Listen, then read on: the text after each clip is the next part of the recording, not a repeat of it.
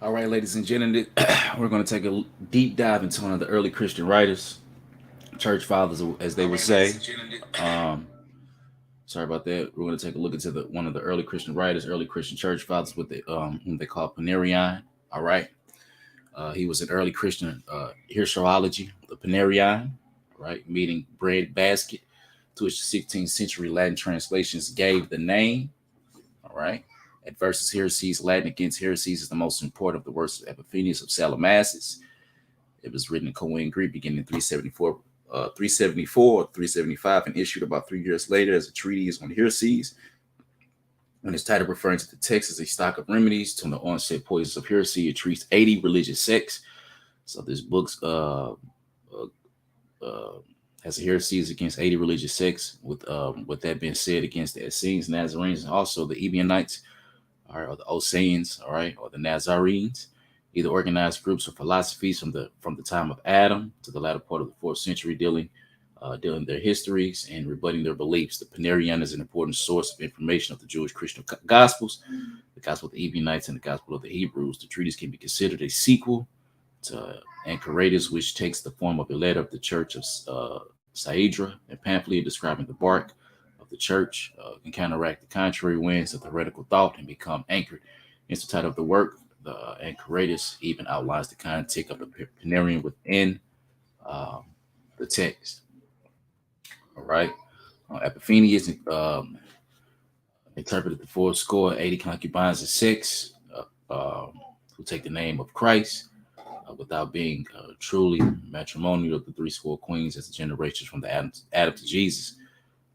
The one dove as the true wife, the church, and the numberless virgins, as well as the philosophies unrelated to Christianity. The first sect of the first of the three books contains the account of 20 heretical sects before the time of Jesus. The remaining portion is occupied with the description of 60 sects of Christianity. However, the total number of the sects is actually 77 because three of the first 20 are general names: Hellenism, Samaritism, and Judaism.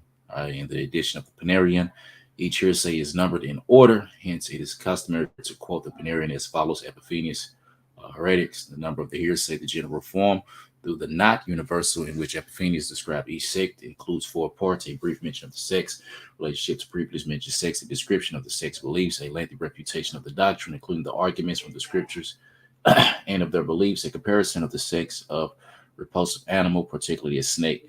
Necessarily, much of the information is the large compulsion varies in value. The Panarion reflects the character of Epiphanius and the method of work. Sometimes the intense passion prevents him from inquiring carefully into the doctrines he opposes. Thus, on his own vow, he speaks Apollinism on hearsay.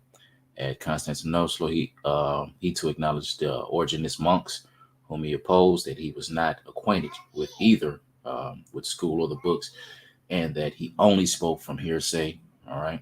This is, however, the much information I found elsewhere. Chapters devoted only to the doctrinal refutation of heresies are rare, as an apologist Epiphanius appear generally weak to Photius. The Panarion furnishes very valuable information concerning the religious history of the fourth century, either because the author confines himself transcribing documents preserved by him alone, or because he writes his own personal observations with regard to the Hierarchs. Makes known of a curious Egyptian sect by whom asceticism and intellectual works were equally esteemed in connection with the militants of Egypt. He was preserved as an important fragment of contemporary Egyptian history of the movement. With regard to Arianism, he provides an apocryphal letter of Constantine. He transcribed two letters of Arius.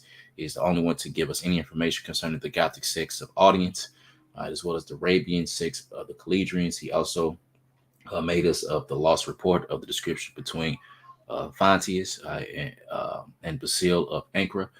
He uh, has transcribed a very important letter from the Bishop of Marcellus of Ankara, Pope Julius, in fragments of the treatise, Acacius of Caesarea, against Marcellus with regard to the Samaritans. He gives us the Acts of the Council of Achaia, a letter from Basile of Achaia, and from the George of Laodicea, and stenographic text of singular servant of Petilius at the time of installation at Antioch. In the chapter dealing with Anomians, he has preserved a monograph of Aetius. Epiphanius also wrote Anacephalosis as an epitome or abridged version of his Panarion. Augustine used from his basis the contra omnes heresies against all heresies. Alrighty. As far as the translation, the original text was written in Koine Greek. 3 Latin versions were published in the 16th to 17th centuries from the writers' focus on ecological interests. Since then, writers have been interested in the historical content of it itself. An old church Slavonic translation was made probably in the Protestant church during the reign of Tsar Simeon I of Bulgaria in the first 10th century. It is preserved in the 12th century. Kokomai of Ephraim, a full Russian translator, was published in the 19th century. A partial translation exists in German and another in English by Philip Meaden. The first English translation of the entire Panarion was published in 1987, Book 1. In 1993, Book 2 and 3 by Frank Williams. This was the base of Core. Holst edition released in 1915, Book 1, 1922, Book 2, 1933, Book 3, totaling 1,500 pages. All right, so we're going to head over here to Ephiphanius of Panarion. All right, we're going to look at, I believe,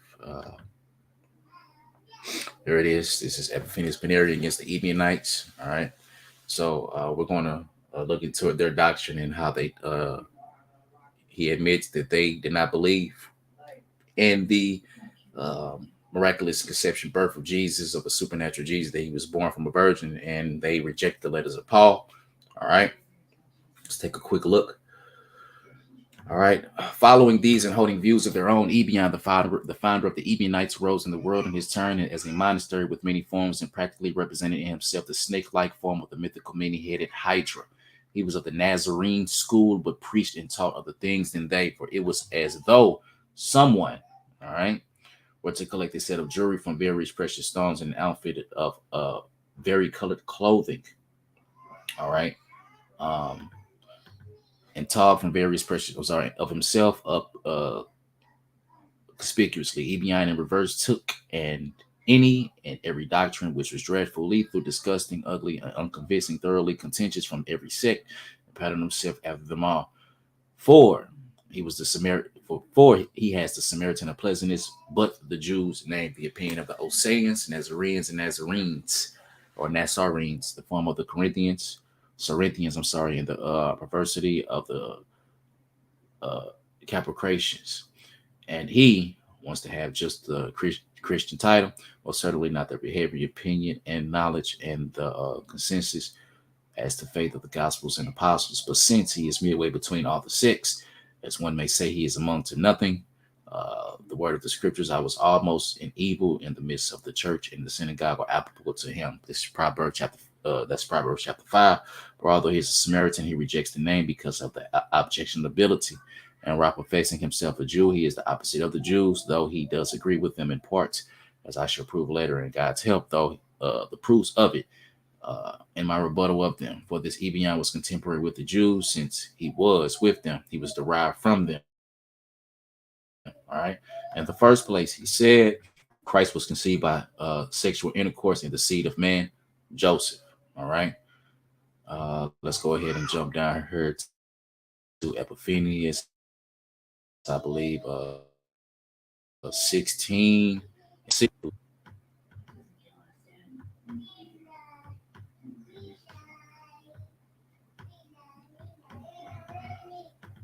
Okay, here we go.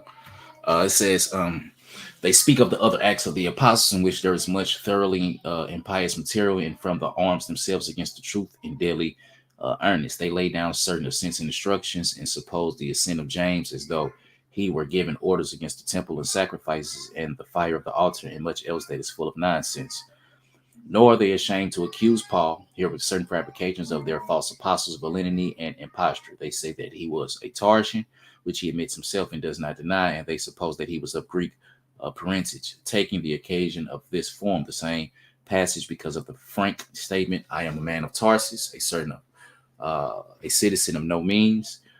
They then claim that he was Greek and the son of a Greek mother and Greek father, but he had gone into Jerusalem and stayed there for a while, desired to marry a daughter of the high priest, and therefore become a proselyte and become circumcised. But since he still could not marry that sort of girl, he became angry and wrote against the circumcision, against the Sabbath, and the legislation. All right. Mhm. And of course, 17:1 also says that, but he is making a completely false accusation.